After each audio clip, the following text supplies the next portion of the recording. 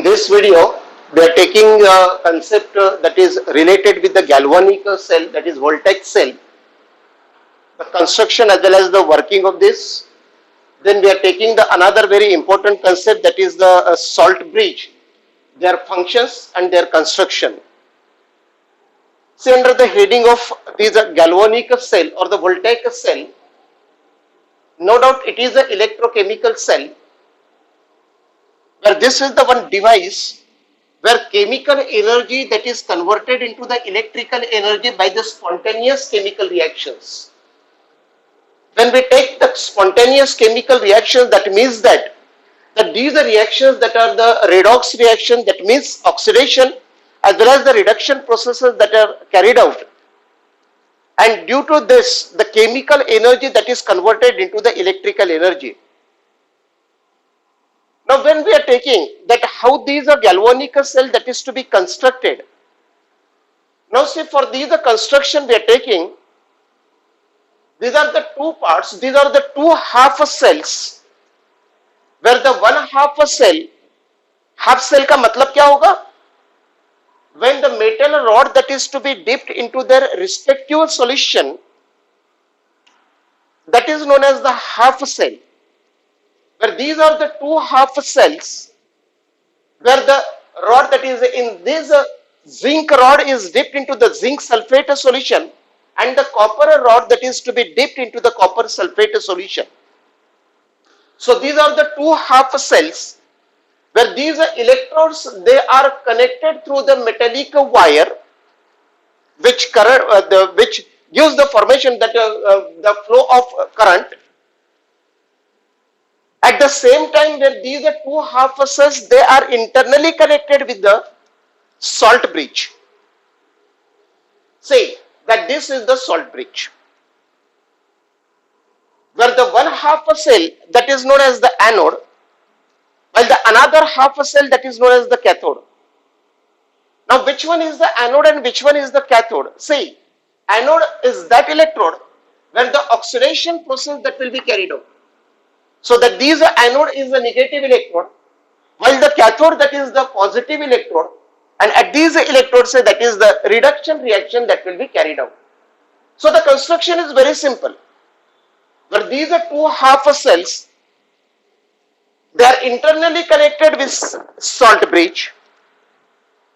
दो solutions को या तो दो half cells को salt bridge के द्वारा जोड़ा गया है, where these electrodes, they are connected by the metallic wires, where we are putting here that is the one electric detector, the galvanometer. Now see, when we take construction की अगर बात करें तो construction इस तरीके से हुआ. Now as we are taking the working of these cell, ये work कैसे करता है? लेकिन वर्क करने के पहले हम लोगों को यहां पे देखना है कि because we are using here the salt bridge. Now what is the concept of the salt bridge? Salt bridge किसको कहा जाता है? ये एक ब्रिज का काम करता है, दो सॉल्यूशंस के अंदर में एक ब्रिज फॉर्म करता है. So it is a salt bridge. Now we are focusing on what is the exact salt bridge. See, this salt bridge is nothing, it is a U shape, rather we say it is a inverted U. यहां पे जो लगा गया है वो क्या है? Inverted U shape glass tube. Where these are inverted U-shaped glass tube that consist of the saturated potassium chloride or potassium nitrate or ammonium nitrate. All these are the electrolytes. So that these inverted U-shaped tube consist of the saturated solution of the potassium chloride along with the agar-agar gel. This is the gel. वो jail के form में होता है, वो इतना गाढ़ा होता है कि वो नीचे से नहीं आ सकता. उसके लिए भी हम लोगों ने यहां पे एक व्यवस्था की है, that we have been taken here, that is the cotton plug or say that is the glass pulley. Isn't it? समझ में आ रही है? Where these are two ends that have been plugged by the cotton wool or say that is to be plugged by the glass pulley to prevent the flow of these solution. वो नीचे ना आए उसके लिए हम लोगों ने यहां पे ग्लास वुल लगाया. सो this is the very simple. अब अगर ये सॉल्ट ब्रिज का इस्तेमाल यहां पे होता है तो एग्जैक्ट सॉल्ट ब्रिज क्या काम करता है? हमने कंस्ट्रक्शन तो देख लिया, जब हम लोग वर्किंग की बात करते हैं तो वर्किंग के इसमें it plays a very important role. Without the salt bridge that these Daniell cell does not work. वो वर्क करेगा ही नहीं. क्यों नहीं करेगा, हम लोग इसको डिटेल्स में लेने वाले. लेकिन उसके पहले हम लोगों को यहां पे सॉल्ट ब्रिज के बारे में, उसके फंक्शंस के बारे में हम लोगों को पढ़ना है. Now what are the functions of these salt bridge? See, they have been taken here, that is the three very important functions of the salt bridge. Exams में ये फंक्शंस आप लोगों को पूछे जाते हैं. So for the examination point of view, that this is the very important. Clear? तो पहला फंक्शन आप देखें.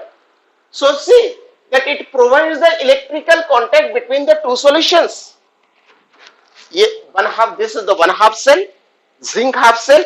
This is the copper half cell. This is the oxidation half cell. This is the reduction half cell. Where these are two half cell, they are connected through these salt bridge. It provides the electrical contact between the two solutions, and therefore it completes the electrical circuit. वो electrical circuit complete करवाने के लिए responsible होता है. Because that whatever the ions are there, that these ions that will be migrated, or the ions वो provide करता है. It that these salt bridge that provides the ion, और वो आयन प्रोवाइड करने के कारण ही यहां पे अगर हम लोग देखें कि वो इलेक्ट्रिकल सर्किट ये कंप्लीट करता है. समझ में आ रही है? Then the second, it prevent the mixing of the two half cells. ये दो हाफ सेल है, दोनों हाफ सेल्स को अलग अलग रखने का काम करता है. इट प्रिवेंट द मिक्सिंग, वो मिक्स नहीं होने देता. Clear? So that this is the second, another say that function, it prevents the mixing of the two solutions. And the third very important, that's a very important, it maintains the electrical neutrality in the two half cells. वो electrical neutrality maintain करता है. अब इसका मतलब क्या होता है? What is the electrical neutrality that is to be maintained by these salt bridge? ये भी concept को हम लोगों को समझना है. जब हम लोग इसके वर्किंग की बात करेंगे तो ये हम लोगों को समझ में आएगा. Getting this? चलो हम लोग वर्किंग की बात करते हैं. Now how this the cell works, it's a very important, how this the cell works. अगर हम लोग वर्किंग की बात करें तो देखिए, because we have been taken that this is the one device where the chemical energy is converted into the electrical energy by the spontaneous redox reactions. ये concept है. अब यहां पे केमिकल एनर्जी इलेक्ट्रिकल एनर्जी में convert होती है. That means you are getting that is the electrical current. अगर मुझे इलेक्ट्रिकल करंट अगर मिलता है तो वहां पे स्पॉन्टेनियस केमिकल रिएक्शंस होना वाजिब है. कौन सी रिएक्शन होगी? That this reaction that must be oxidation as well as the reduction reactions. Clear? समझ में आ रही है? अब ऑक्सीडेशन कहां पे होता है, रिडक्शन कहां पे होता है, वो भी देखेंगे हम लोग. यहां पे construction as well as the working of the Daniell cell की बात करें. Where these are Daniell cell that consist of the two half cell, one is the zinc half cell and the another is the copper half cell. समझ में आ रही है? अगर हम लोग जिंक हाफ सेल की अगर बात करें, it means that the zinc electrode that is to be dipped into the zinc sulphate solution, and the copper half cell की अगर बात करें तो copper electrode that is dipped into the copper sulphate solution. Where these are zinc as well as the copper electrode, they are connected through the metallic wire through the galvanometer. Then salt bridge that is to be connected in between these are two half cells. Correct? इतना समझ में आ रही है? Now see what happens. Once the chemical reaction that starts, जैसे यहां पे spontaneous chemical reaction होती है. अब स्पॉन्टेनियस केमिकल रिएक्शन होती तब क्या होता है? देखिए यहां पे हम लोगों ने बोला कि as it is anode, oxidation reaction that will be carried out. यानी ये जो जिंक होगा, जिंक ऑक्सीडेशन होगा, that will be converted into the zinc 2 positive ion by the removal of the electron. So the removal of the electron that will be the oxidation process. बराबर है? At the same time say that at the another electrode at the cathode, reduction process that will be carried out. अब ये reduction process अगर होता है तो reduction process में that these the copper ion that will gain the 2 electron and that will be converted into the copper solid. So this is the oxidation half reaction. यहाँ पे अगर हम लोग बोले कि ये होगा ऑक्सीडेशन और ये होगा रिडक्शन. अगर नेट सेल रिएक्शन की अगर बात अगर होती है तो नेट सेल रिएक्शन में क्या होगा? That is the zinc plus Cu2 positive that gives the zinc 2 positive plus Cu. This is the overall reaction. This is the net cell reaction.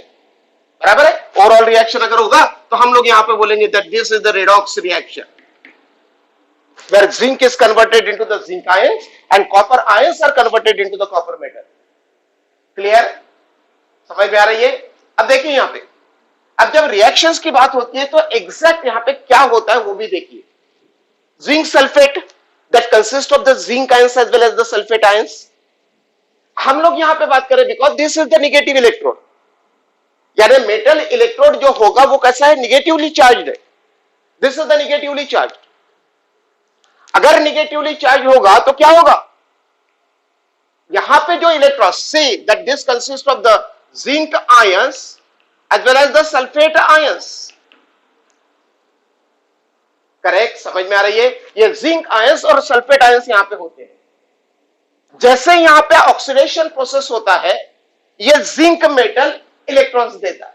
There will be a removal of electrons. बराबर है?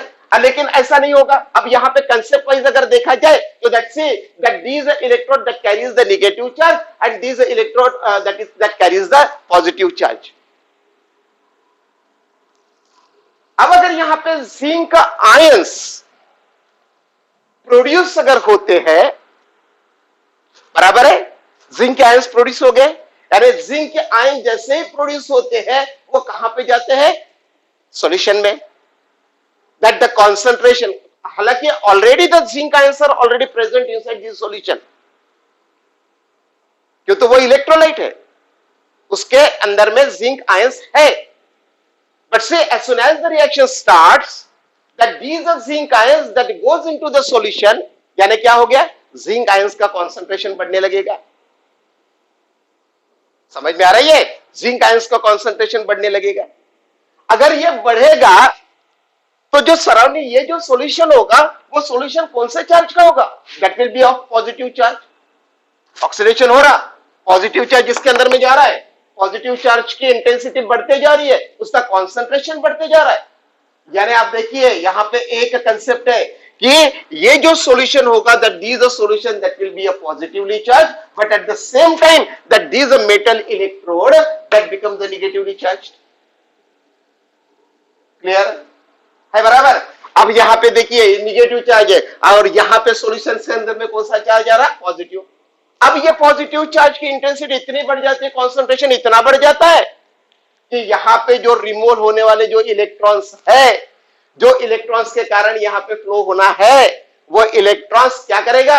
ये positive charge ज्यादा होने के कारण that these electron that gets attracted to the positive, यानी ये solution electrons को छोड़ेगा नहीं. अगर ये इलेक्ट्रॉन्स को छोड़ेगा नहीं तो यहां पे इलेक्ट्रॉन्स लेगा नहीं. समझ में आ रही है? अगर ये इलेक्ट्रॉन छोड़ेगा नहीं, यानी आपकी जो रिएक्शन होने वाली है, आपको जो इलेक्ट्रिकल एनर्जी मिलने वाली है, that this cell does not work now. अब ये डिवाइस वर्क नहीं करेगा. क्यों? तो यहां से इलेक्ट्रॉन छूटेगे ही नहीं. अगर इलेक्ट्रॉन छूटेगे नहीं इसका मतलब सेल काम नहीं करना बंद कर देगा. बराबर? समझ में आ रहा है? ये एक कंसेप्ट. दूसरा कंसेप्ट क्या हो रहा भाई?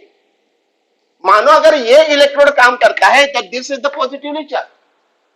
यहां पे भी कौन से आयंस है? कॉपर के आयंस है और सल्फेट के आयंस है. बराबर. अब ये कॉपर के आयंस और सल्फेट के आयंस होने के बाद ये जो कॉपर के आयंस होंगे वो आने वाले जो इलेक्ट्रॉन्स होंगे वो क्या करते हैं? There will be a gain of electron. वो एक्सेप्ट करने वाले इलेक्ट्रॉन्स को एक्सेप्ट करने वाले इलेक्ट्रॉन्स को एक्सेप्ट करेगा, तब जाके यहां पे कॉपर मेटल होगा, यानी रिडक्शन की प्रोसेस होगी. लेकिन अगर इधर से इलेक्ट्रॉन जाएंगे नहीं तो यहां पे एक्सेप्ट होगा क्या? नहीं होगा. Getting this? समझ में आ रही है? अब क्या होगा? By using the salt bridge. Now we are using the very important salt bridge. तो यहाँ पे जो इलेक्ट्रॉन्स होते हैं वो इलेक्ट्रॉन्स कहां से जाते हैं, यहां से जाते हैं, इलेक्ट्रॉन्स यहाँ पे एक्सेप्ट होते हैं। लेकिन एक बात है, अब देखिए यहाँ पे एक बात, जैसे इलेक्ट्रॉन्स यहाँ पे आते हैं, इलेक्ट्रॉन्स तो यहाँ पे क्या होगा, गेन होगा। जैसे इलेक्ट्रॉन गेन होते हैं, that gives a copper electrode that gains the electron. अब यहाँ पे कंसेप्ट वाइज अगर देखा जाए तो जैसे यहाँ पे पॉजिटिव चार्ज होता है तो सॉल्यूशन ये, और निगेटिव चार्ज अगर इलेक्ट्रोड अगर होता है तो पॉजिटिवली चार्ज ये सॉल्यूशन होगा।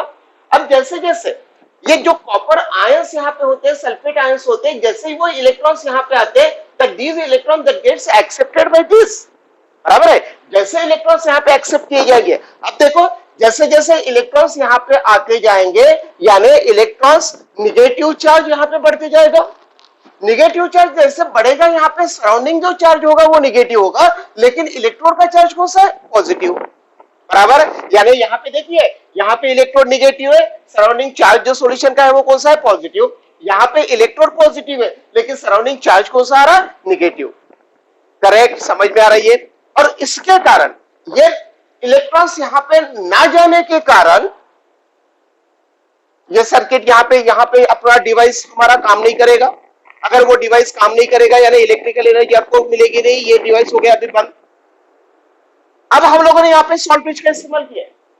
अब ये सॉल्ट ब्रिज का जो इस्तेमाल किया, क्योंकि we are talking about say that this electrical neutrality, यहाँ पे इलेक्ट्रिकल न्यूट्रलिटी वो मेंटेन कैसे करता है इसके बारे में हम लोग देख रहे हैं, बराबर।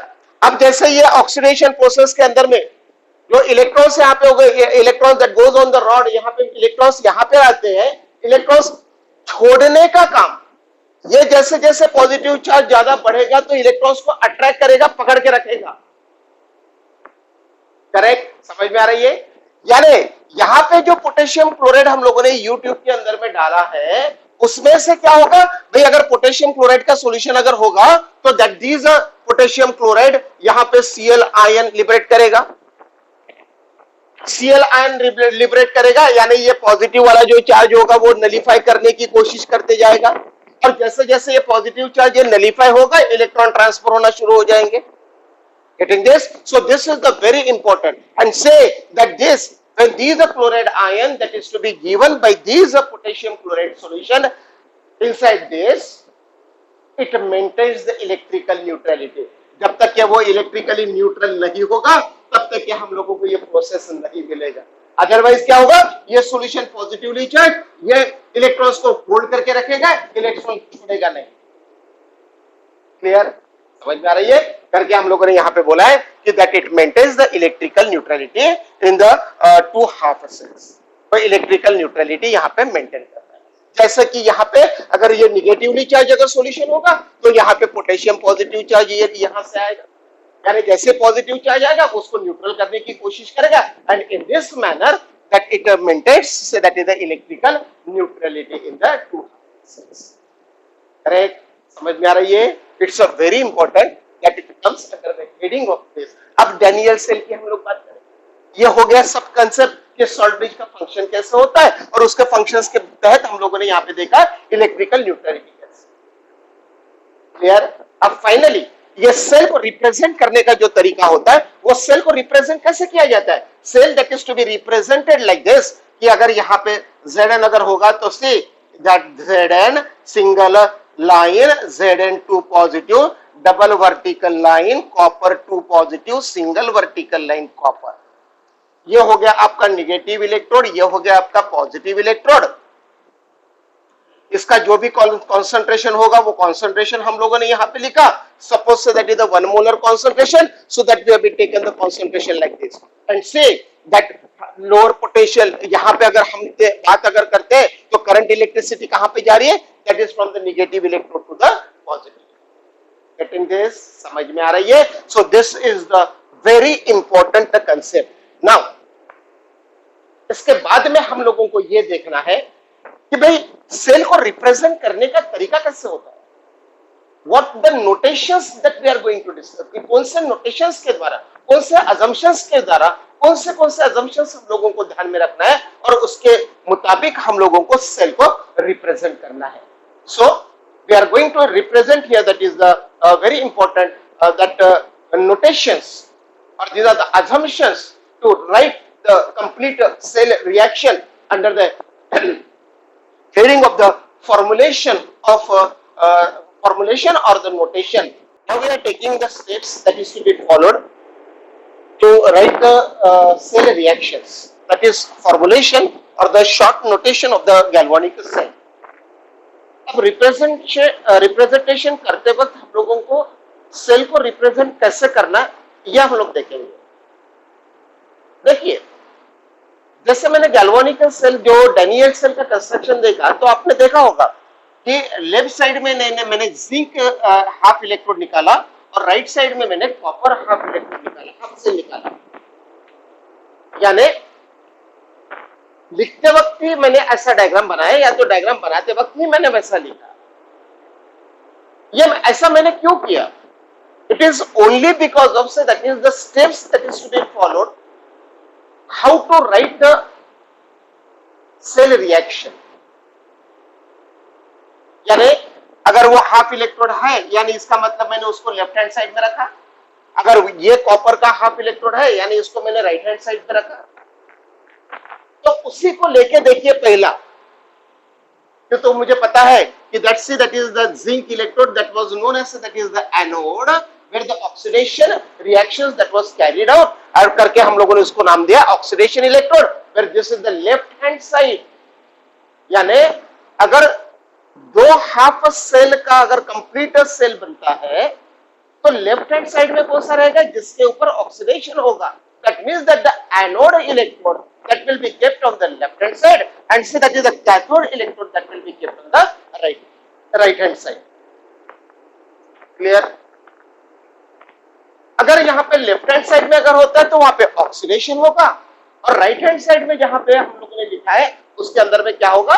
रिडक्शन प्रोसेस होगा. ये बिल्कुल क्लियर है, दो बिल्कुल सेपरेट. यानी यहाँ पे अगर हम लोग दोनों हाफ सेल्स की अगर बात करें, ये पहला हाफ सेल ये इलेक्ट्रोड, ये दूसरा हाफ सेल ये इसका इलेक्ट्रोड और इसको सॉल्ट ब्रिज से हम लोगों ने करेंगे left hand side right hand side. Anode ये हो गया क्या?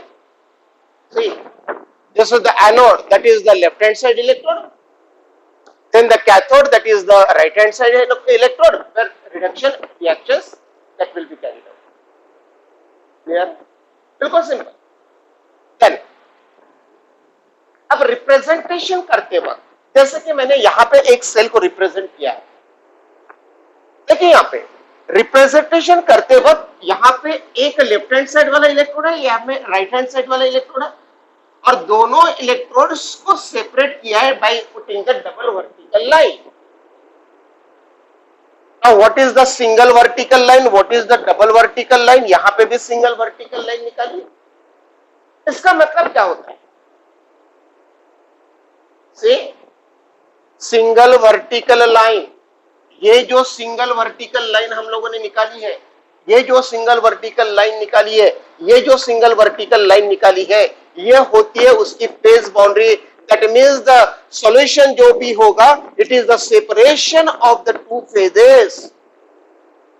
यानी अब देखिए यहां पे मैं समझा के बताता हूं कि ये कैसे होगा. मानो अगर ये हाफ सेल है, ये होगा आपका जिंक का इलेक्ट्रोड और ये होगा आपका zinc sulphate solution. Correct? That means that the zinc rod that is to be dipped into the zinc sulfate, यानी जिंक सल्फेट में जब डिप होता है there will be a direct contact in between the zinc and the zinc sulfate solution. See, it indicates the direct contact. यहां पे क्या लिखा? Phase boundary. ये फेज बाउंड्री यहां पे ये जो सॉलिड होगा ये इसकी बाउंड्री और यहां पे लिक्विड, यहां पे कांटेक्ट होगा. यहां पे हम लोग बोलते हैं कि there will be a direct contact between the electrode and its solution. Clear? So this is the very important. ये जो सिंगल वर्टिकल लाइन का मतलब whenever we are representing the half cell, कोई भी हाफ सेल जब होता है तो हाफ सेल को सिंगल वर्टिकल लाइन से यहां पे फेज बाउंड्री होती है कि it is a metal and that is to be dipped into the metallic solution and that are separated. जहां पे हम लोग मानेंगे कि सिंगल वर्टिकल लाइन ये दोनों फेजेस को क्या बोलती है? It is a phase boundary. There will be a direct contact between the metal and the metallic solution. ये देखिए डायरेक्ट कॉन्टैक्ट हो गया। फिर बाद में जो डबल वर्टिकल लाइन हम लोगों ने यहाँ पे ड्रॉ की है, say that this is the double vertical line.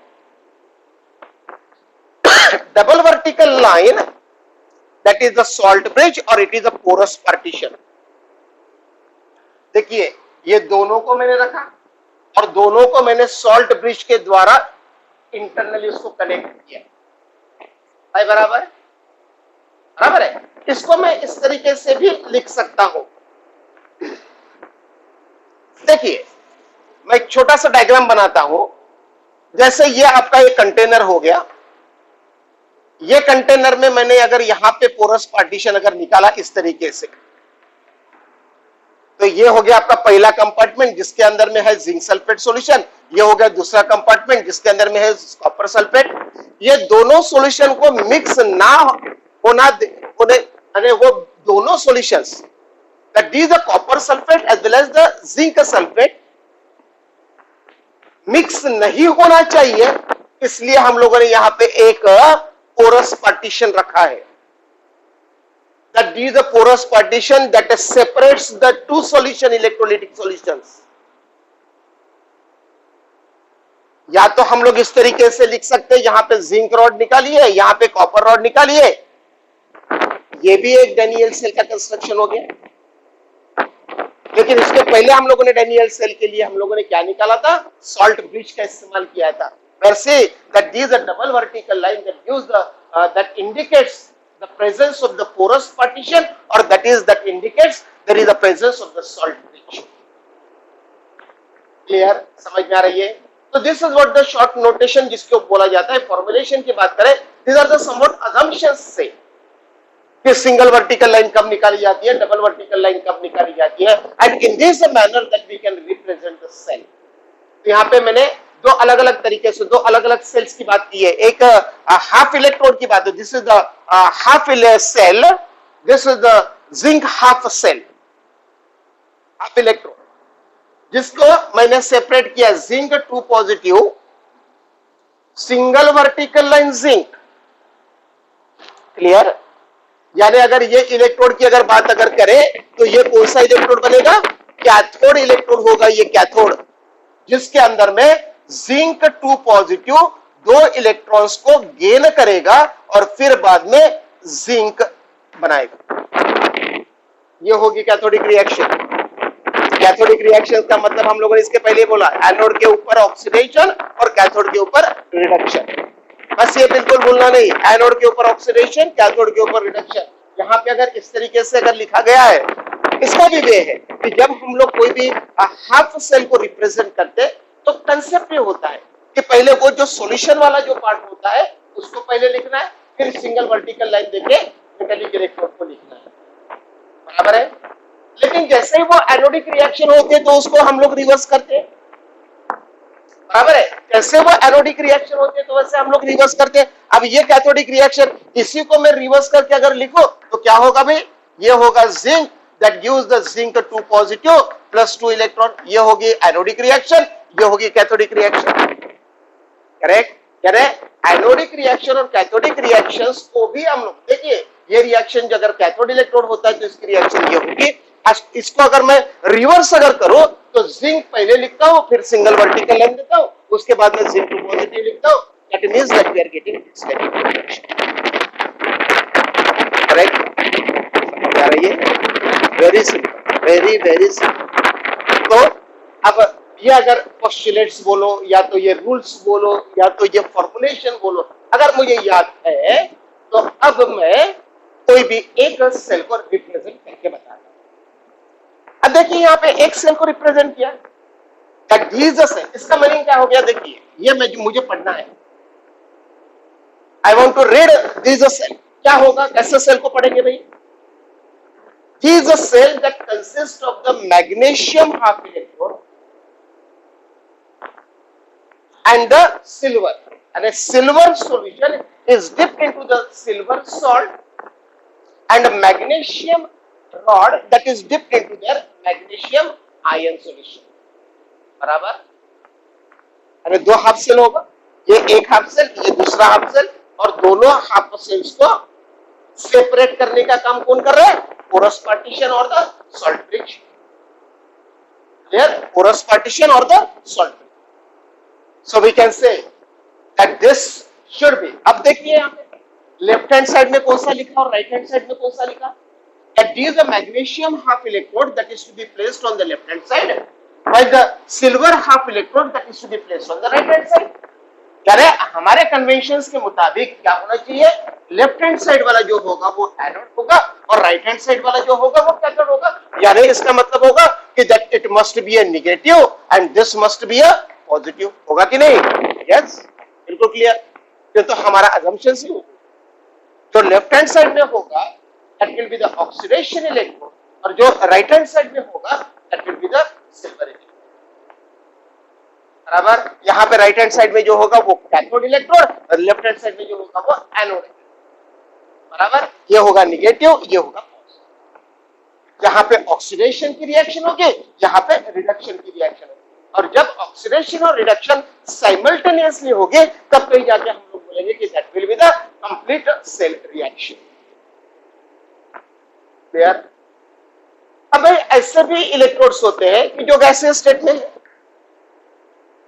यहाँ पे तो ठीक है, मेटल है, मेटेलिक सॉल्यूशन है, लेकिन अगर गैसियस इलेक्ट्रोड अगर होते तो गैसियस इलेक्ट्रोड को हम लोग रिप्रेजेंट कैसे करें? वहां पे तो कोई इलेक्ट्रिकल कांटेक्ट तो होगा नहीं, फिर ऐसे इसमें हम लोगों को क्या करना पड़ेगा? Yes, these are gaseous electrode that can be represented like this। मैंने यहाँ पे हाइड्रोजन गैस इलेक्ट्रोड को रिप्रेजेंट किया। So that it is a very simple, hydrogen gas electrode को रिप्रेजेंट किया। देखिए मैंने क्या किया, H पॉजिटिव यानी हाइड्रोजन आयन का सॉल्यूशन जो का कंसंट्रेशन जिसका 1 मोलर कंसंट्रेशन दिया, then I put here that is a single vertical line यानी ये होगी फेज बाउंड्री, ये सॉल्यूशन, और ये यहाँ पे हाइड्रोजन गैस निकल रहा है, hydrogen gas with 1 atmospheric pressure. अगर मैं सिर्फ इतना ही अगर लिखता हूं तो भाई यहाँ पे इलेक्ट्रिकल कांटेक्ट के लिए मुझे कुछ मेटल नहीं है, तो मैंने क्या किया, यहाँ पे सिंगल वर्टिकल लाइन, उसके बाद में platinum, where this a platinum that will acts as a inert metal which is responsible for the current. Electrical connectivity बनाने के लिए प्लैटिनम का इस्तेमाल किया जाता है। So therefore see I put here that is a single vertical line according to this convention। Clear? So that this is the representation of the gaseous electrode। इस तरीके से कोई भी हम लोग gaseous electrode जो होता है वो gaseous electrode को लिख सकते हैं। करेक्ट? समझ में आ रही है? It's very clear how the formulation or the short notation जिसको कहा जाता है, ये जो पॉइंट्स होते हैं वो पॉइंट्स आप लोगों को ध्यान में रखना। क्लियर? नाउ अब हम लोगों को यहाँ पे कुछ एग्जांपल्स की बात करना है। See I am taking here that is the some of the examples. अब मैंने आपके सामने एक रिएक्शन लिखी है, where this is a reaction that is of the oxidation reaction and this is the reduction reaction। अब ये दोनों ऑक्सीडेशन और रिडक्शन रिएक्शंस को देखते हुए मुझे सेल को रिप्रेजेंट करना है। How I can write the cell, और मुझे सेल कंप्लीट सेल रिएक्शंस भी लिखना है। रिएक्शंस आपके सामने, कंप्लीट सेल रिएक्शंस होता है, इसका मतलब होगा it is the some of anodic half reaction and the cathodic half reaction. Anode पे होने वाली रिएक्शन प्लस कैथोड पे होने वाली रिएक्शन, ये दोनों का जो टोटल होगा that will be the net cell reaction or that will be the complete reaction, redox reaction। अब मेरे पास ये है, अब इसको मैं कैसे लिखूं?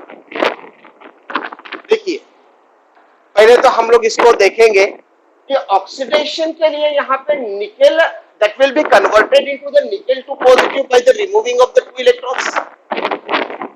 लेकिन एल्यूमिनियम का जो हाफ इलेक्ट्रोड है वो 3 इलेक्ट्रॉन ले रहा है, because the aluminum that carries the 3 positive charges and that's why it has a tendency to gain the 3 electrons to convert into the aluminum metal।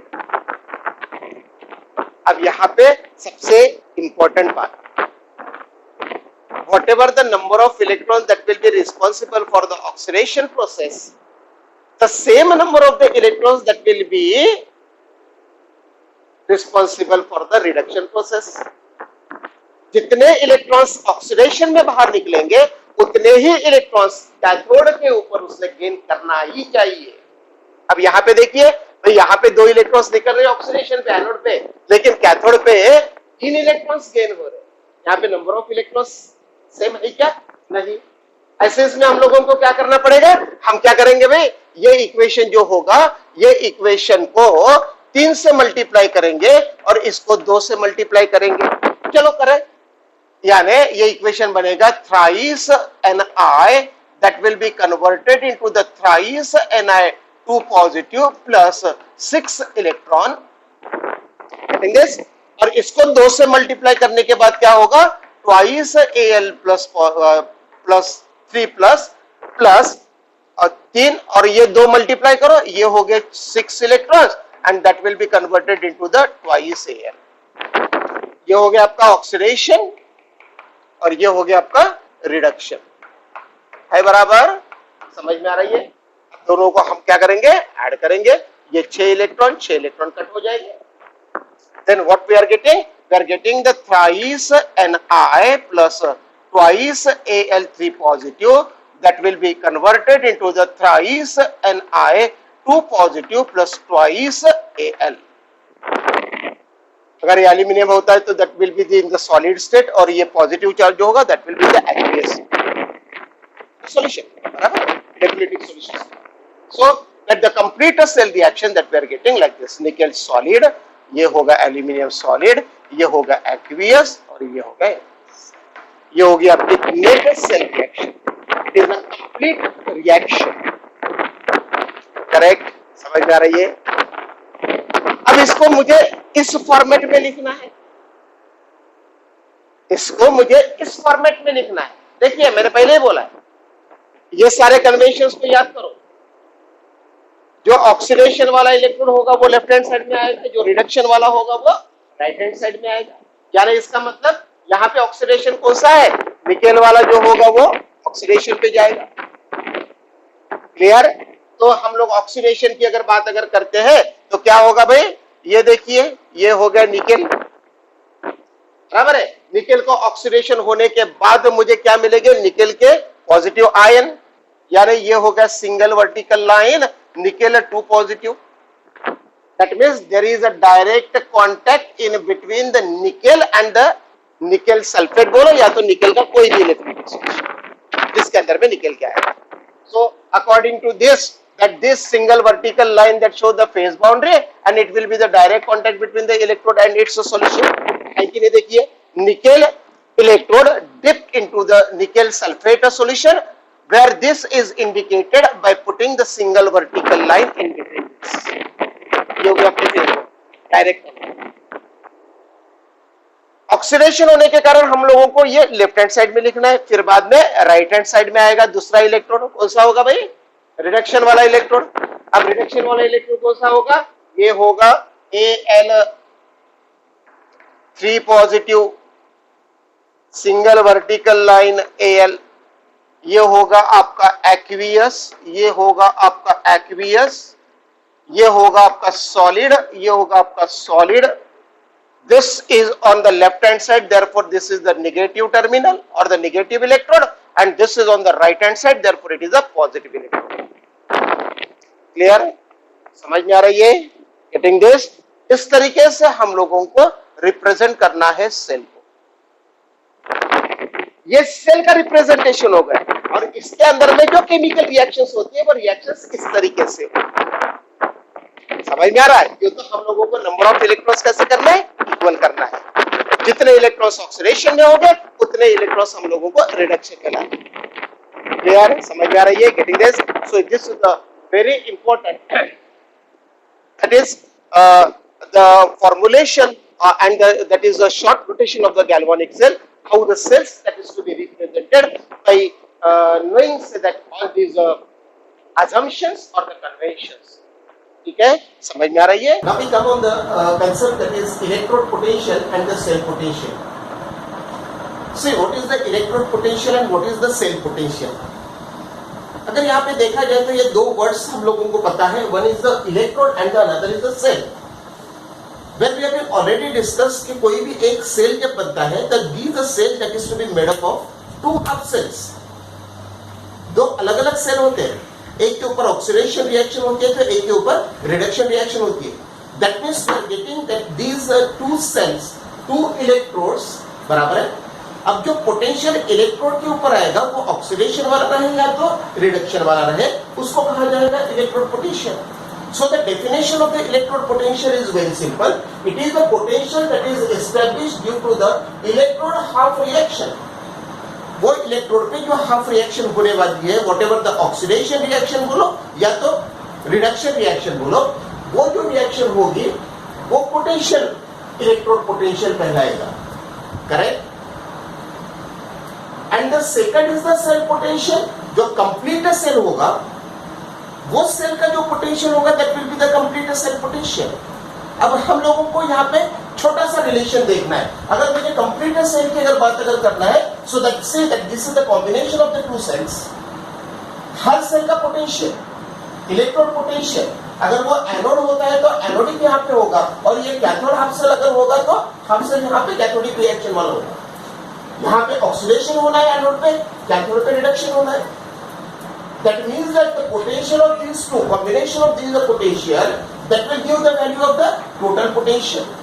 So therefore, E of the cell, potential of the complete cell, that is equals to electrode potential at anode plus electrode potential at cathode. Clear? So that gives the value of the E of the cell, complete cell.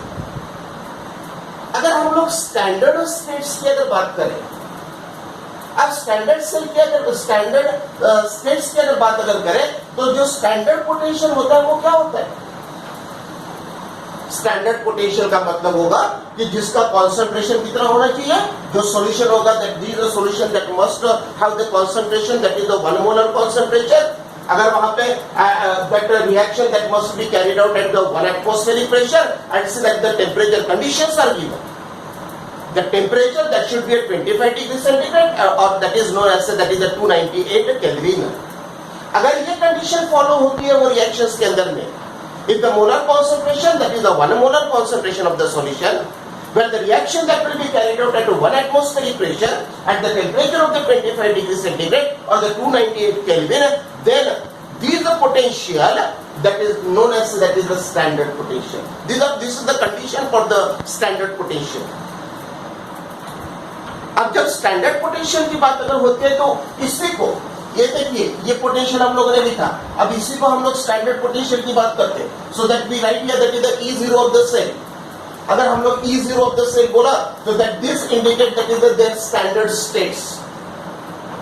बराबर है. जब हम लोग E0 अगर इस तरीके से लिखते हैं तो इसका मतलब ये होगा कि that is in the standard states. So potential that we are getting this in the standard state. So this is the complete potential of the cell. So that is equals to again same standard potential at the oxidation electrode that is at anode plus standard potential at the reduction that is reduction reaction at the cathode. So this is the sum. So this is the very simple concept कि standard electrode potential अगर होता है तो ये condition होना चाहिए. The solution that should be of 1 molar solution and see that the concentration should be 1 molar. Then the reaction जो भी होगी that must be carried out at the 1 atmosphere and see that the temperature should be 25 degrees centigrade that is at 298 Kelvin. Clear? समझ में आ रही है? अब generally जब standard potential की जब बात होती है, when we are going to solve the numericals, then see in concept wise अगर देखा जाए तो ये जो स्टैंडर्ड पोटेंशियल होते हैं वो जनरली स्टैंडर्ड रिडक्शन पोटेंशियल को ही कंसीडर करके न्यूमेरिकल सॉल्व किया जाता है. Even though when we are talking about the EMF series, वो हम लोग पढ़ने वाले हैं. अगर हम लोग ईएमएफ सीरीज की अगर बात करें तो वहां पे भी स्टैंडर्ड रिडक्शन पोटेंशियल को कंसीडर करके ये वैल्यूज को निकाला जाता है. अब अगर मुझे ऑक्सीडेशन पोटेंशियल पता है और उसका स्टैंडर्ड रिडक्शन पोटेंशियल अगर निकालना है तो कुछ नहीं, यहाँ पे ये जो वैल्यूज होती है वो क्या होती है, रिवर्स होती है. जैसे कि एक मैं एग्जांपल बताता हूं. अगर ऑक्सीडेशन पोटेंशियल अगर जिंक का इतना है प्लस 0.76 वोल्ट, देखिए मैं क्या बोल रहा हूं. If you want to convert the oxidation potential into the reduction potential क्या होगा, whatever the values are there, that these are values that are reverse. यानी अगर यहाँ पे प्लस साइन अगर होता है, ऑक्सीडेशन में अगर प्लस साइन अगर होगा, तो इसका जब रिडक्शन पोटेंशियल लिखेंगे तो साइन चेंज होगी, वो होगा minus. The magnitude that will be the same. यानी oxidation potential of zinc that will be the plus 0.76. अगर इसी को मैं रिडक्शन में अगर कन्वर्ट करता हूं तो that becomes that is minus 0.76 volt. अरे कोई भी ऑक्सीडेशन पोटेंशियल का जब रिडक्शन पोटेंशियल में हम लोग कन्वर्ट करते हैं तो मैग्नीट्यूड सेम होंगे, लेकिन उसका जो साइन होगा वो चेंज होगा. क्लियर? बट जैसे यहाँ पे हम लोगों ने देखा है कि जिंक ऑक्सीडेशन पोटेंशियल अगर पॉजिटिव होता है तो उसका रिडक्शन पोटेंशियल वो निगेटिव होना चाहिए, and that's why we are getting the negative value, magnitude that will be the same. अब वही कंसेप्ट हम लोग यहाँ पे लाने वाले हैं. ये जो फॉर्मूला हम लोगों ने लिखा है, total EMF of the cell in the standard states, that is equals to standard EMF for the standard potential of oxidation potential की बात करें प्लस स्टैंडर्ड रिडक्शन पोटेंशियल. क्यों? तो मैंने पहले ही बोला कि जनरली इलेक्ट्रोड पोटेंशियल जब हम लोग कंसीडर करते हैं तो स्टैंडर्ड रिडक्शन पोटेंशियल को कंसीडर किया जाता है. करके हम लोगों ने ये वैल्यूज को एज इट इज रखा, और ये जो ऑक्सीडेशन पोटेंशियल वाली वैल्यू है इसको क्या करेंगे हम लोग, इनवर्स करेंगे, रिवर्स करेंगे. देखिए करके E of the cell that is equals to, बराबर है, E of the cell that is equals to, ये जो रिएक्शन ये कहां पे हो रही है, एनोड के ऊपर हो रही है. ये रिएक्शन हो रही है एनोड के ऊपर, ये रिएक्शन हो रही है कैथोड के ऊपर, बराबर. अब हम क्या करेंगे कि मुझे रिडक्शन पोटेंशियल में उसको कन्वर्ट करना है, करके ये जो एनोडिक रिएक्शन जो होगी उसका मैं साइन चेंज करूंगा. देखिए मैंने माइनस किया, लेकिन E ऑफ यहाँ पे लिखते वक्त मैंने क्या लिया, ऑक्सीडेशन ने लिखा. अब मैंने रिडक्शन लिखा, क्यों? तो मुझे कन्वर्ट करना है, मुझे कन्वर्ट करना है. So I put here that is a reduction, लेकिन रिएक्शन कहां पे हो रही है, एनोड पे हो रही है. यानी रिएक्शन हो रही है ऑक्सीडेशन की, लेकिन पोटेंशियल मैं कौन से इसमें लिख रहा हूं, रिडक्शन पोटेंशियल के लिख रहा हूं. And that's why I am taking here minus E of the reduction standard state where the reaction that will be carried out at anode plus E of reduction as it is. तो reduction में consider करना है, करके वो cathodic reaction होगी. Correct? यानी यहाँ पे फॉर्मूला अगर देखिए तो E of the standard state की अगर बात अगर करें तो E of the cell that is equals to minus E of the reduction at anode plus E of the reduction at cathode. समझ में आ रही है? क्लियर? बिल्कुल सिंपल है. अब इसी को मैंने रीअरेंज किया, मैंने प्लस साइन वाला पहले रखा और फिर बाद में माइनस साइन वाला बाद में रखा. देखिए E ऑफ द कैथोड यानी ये कौन सा रिडक्शन पोटेंशियल है, reduction potential, minus E of anode potential at anode. Anode पे हम लोगों ने अभी क्या किया, ऑक्सीडेशन का कन्वर्ट किया रिडक्शन में. जब ऑक्सीडेशन था यहां पे जब हम लोगों ने देखा तो उसकी पॉजिटिव साइन थी. अब जब हम लोग उसको रिडक्शन के टर्म में जब लिखते हैं तब ये साइन कौन सी होगी, नेगेटिव होगी. And that's why this is a very simple concept. This is a very simple concept. When we write here that is the electrode potential or the complete cell potential, अगर मैं यहाँ पे cell potential की अगर बात अगर करूँ तो let's say that these are the formulae because the various numerical that is to be based on this. हम लोग numerical भी छुड़ाएंगे, लेकिन यहाँ पे एक बात आप लोगों को ध्यान में रखना है कि जब भी न्यूमेरिकल होता है तो we must consider here that is the standard reduction potential. अगर वो ऑक्सीडेशन पोटेंशियल में अगर दिया होगा टर्म तो उसको हमको रिडक्शन पोटेंशियल में क्या करना है, कन्वर्ट करना है. और कन्वर्ट करते वक्त उसकी मैग्नीट्यूड चेंज नहीं होगी, लेकिन उसकी जो साइन होगी that sign that will be change होगी. क्लियर? समझ में आ रही है? So this is what the formula that is to be used for say cell potential for the determination of the cell potential.